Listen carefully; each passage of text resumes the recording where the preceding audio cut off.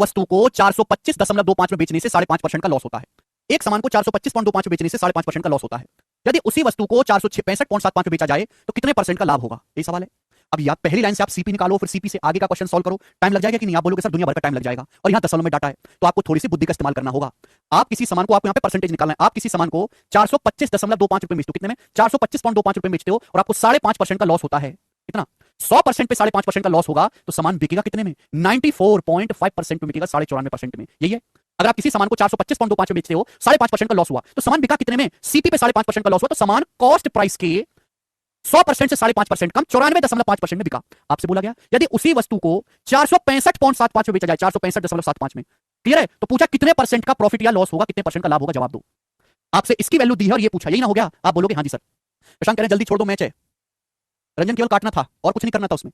465.75 की वैल्यू आपको निकालनी है। अगर आप यहां से भी एग्जैक्ट कैलकुलेशन करोगे ना तो पागल हो जाओगे, आंसर नहीं आने वाला। अगर आप यहां से भी एग्जैक्ट कैलकुलेशन करोगे ना कि पहले 5 से काटो फिर 25 से काटो, पागल हो जाओगे। थोड़ा सा दिमाग लगाओ, बिना या तो इस सवाल को आप पेपर में छोड़ के आओ या फिर दिमाग लगाओ। मजदूरों वाले तरीके से नहीं कर सकते। आप खुद सोचो मेरे दोस्तों कि 425 से 465 पे जाना है तो लगभग लगभग कितना बढ़ना चाहिए? 425 से 465 40 ज्यादा है 40, तो लगभग 40.5 बढ़ना चाहिए, 40.5। 40.5 तो मुझे ये पता लगाना है कि 40.5 कितने की वैल्यू है, बस ये पता लगाना है। ध्यान से सुनो, ध्यान से मेरे दोस्तों, ध्यान से, बहुत प्यार से। अच्छा 4 to 5.25 की वैल्यू 94% है, तो 40.5 की वैल्यू क्या होगी? लगभग 10 से भाग नहीं है? पर क्या इसको लगभग 10 से भाग नहीं दे दिया? 425.25 रुपए 94% की वैल्यू है। अगर मैं दोनों ही तरफ 10 से भाग दूंगा, 10 से, तो क्या हो जाएगा? 400, ये हो जाएगा, क्या हो जाएगा? ये हो जाएगा 42.5, तो 5 क्या हो जाएगा? 9.45%। इसकी वैल्यू 9.45%, दिमाग में लगाओ। अब इससे तो कम ही है ना ये, इससे तो कम ही है ना, बोलो हाँ। 42 से तो कम ही है ना 40, 42 से तो कम ही है ना 40, यानी कि यहां भी 9.45% से कम आएगा।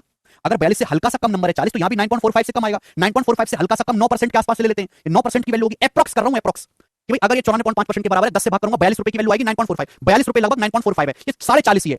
और कम है तो 9.45 से हल्का सा कम कर लो 9, ठीक है ना? ज्यादा फर्क नहीं कर रहा मैंने, 9% के आसपास। और मैं इन दोनों को जोड़ूंगा तो ये आ जाएगा कि नहीं आ जाएगा? आप बोलोगे आंसर आ जाएगा। और जब मैं इनको जोड़ूंगा तो क्या आएगा? 103.5 लगभग आएगा कि नहीं अप्रॉक्स में? यानी कि इसकी वैल्यू 103.5% है। 100% से कितना ज्यादा है? 3.5% ज्यादा है। यही आपका प्रॉफिट है। कोई सामान 100% से जितना ज्यादा बिकता है वही प्रॉफिट है। बात खत्म। आप इस तरीके से करेंगे तो आपकी कैलकुलेशन, सॉरी